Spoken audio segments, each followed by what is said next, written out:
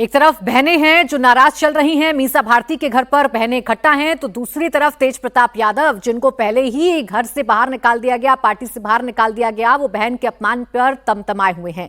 बड़ी खबर यह है कि तेज प्रताप यादव ने कहा कि अगर पिताजी इशारा करते हैं तो जयचंदो को जमीन में गाड़ दिया जाएगा। बहन रोहिणी के चप्पल उठाने की बात सुनने के बाद से मन में आग लगी हुई है। तेजस्वी की बुद्धि पर पर्दा पड़ गया है। तेज प्रताप की तरफ से बयान सोशल मीडिया पर उनकी पार्टी की तरफ से जारी किया गया, जिसमें लिखा है कि कल की घटना ने दिल को भीतर तक झकझोर दिया है।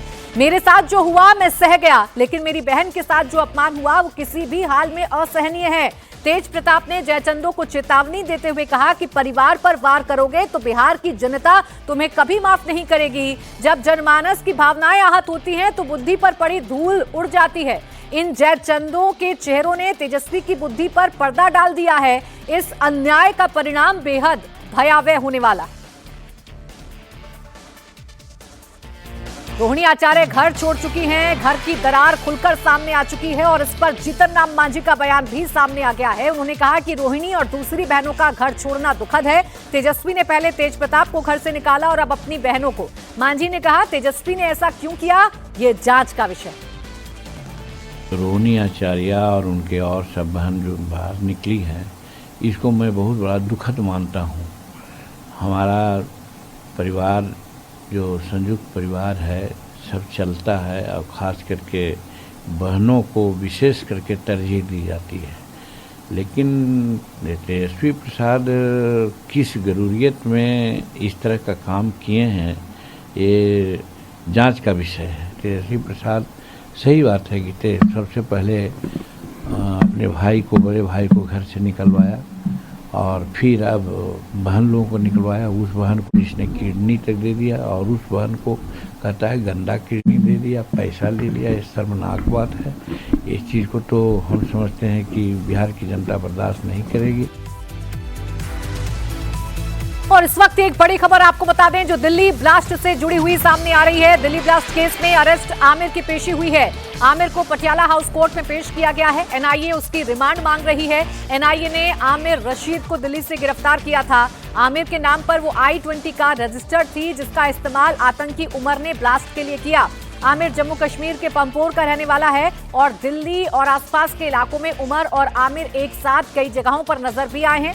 आमिर रशीद अली ने ही उमर के साथ दिल्ली में कार धमाके की साजिश रची। आमिर ने ही फरीदाबाद के रॉयल कार जोन से वो I-20 कार खरीदी थी, जिसका इस्तेमाल आतंकी उमर ने धमाके के लिए किया। इसने ही कार खरीदकर उमर को दी।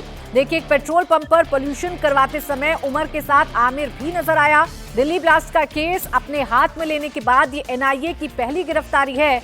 आतंकी उमर से जुड़े कुछ लोगों को जम्मू कश्मीर पुलिस ने हिरासत में लिया है। उनसे पूछताछ में चौंकाने वाले खुलासे हुए हैं। जांच एजेंसियां दिल्ली से लेकर हरियाणा तक, यूपी से लेकर जम्मू कश्मीर तक छापेमारी कर रही है।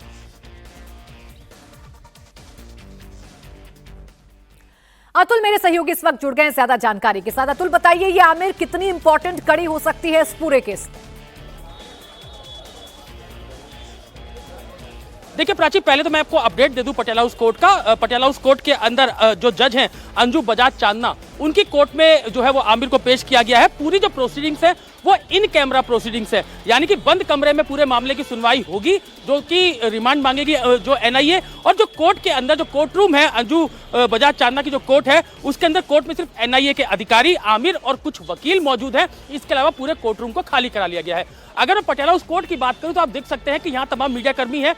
सुरक्षा काफी कड़ी है। कोर्ट के अंदर भी जो है वो किसी को जाने नहीं दिया जा रहा है। जब तक आमिर कोर्ट के अंदर है, जब तक इसी तरीके की सुरक्षा व्यवस्था जो है वो यहाँ पटियाला हाउस कोर्ट में रखी गई है। तो आमिर की अगर हम बात करें तो आमिर इस पूरे जो दिल्ली बॉम्ब ब्लास्ट है, लाल किले के बाहर जो ब्लास्ट होता है, उसकी सबसे अहम कड़ी है, क्योंकि आमिर को पहली गिरफ्तारी है जो एनआईए ने की है। और उमर के साथ कई बार ये देखा गया था, जो गाड़ी खरीदी थी I-20 वो आमिर ने ही खरीदी थी और इसके बाद ये गाड़ी जो है वो उमर को दी गई थी। और पूरा क्योंकि जो एनआईए की जो टॉप सोर्स प्रोसीजर, उनका कहना है कि पूरी ये सीक्वेंस को जानता है, कड़ियों को जानता है, और जब उमर दिल्ली आया तो इसकी तमाम जानकारी जो है वो आमिर को थी। आमिर लगातार जो है वो इंस्ट्रक्शंस वो उमर को दे रहा था। तो क्योंकि पूरी कॉन्स्पिरेसी को रिवील करना है, पूरी कॉन्स्पिरेसी जो है वो एनआईए ने खोलनी है, और जो पहली गिरफ्तारी आमिर की हुई है, आमिर से कई और सबूत जो है वो एनआईए को मिलेंगे। यानी कि यूएपीए का केस जो दिल्ली पुलिस ने रजिस्टर किया था उसी को टेक ओवर जो है वो एनआईए ने किया है। और एनआईए को, क्योंकि यूएपीए के मामले के अंदर लगभग 1 महीने तक की रिमांड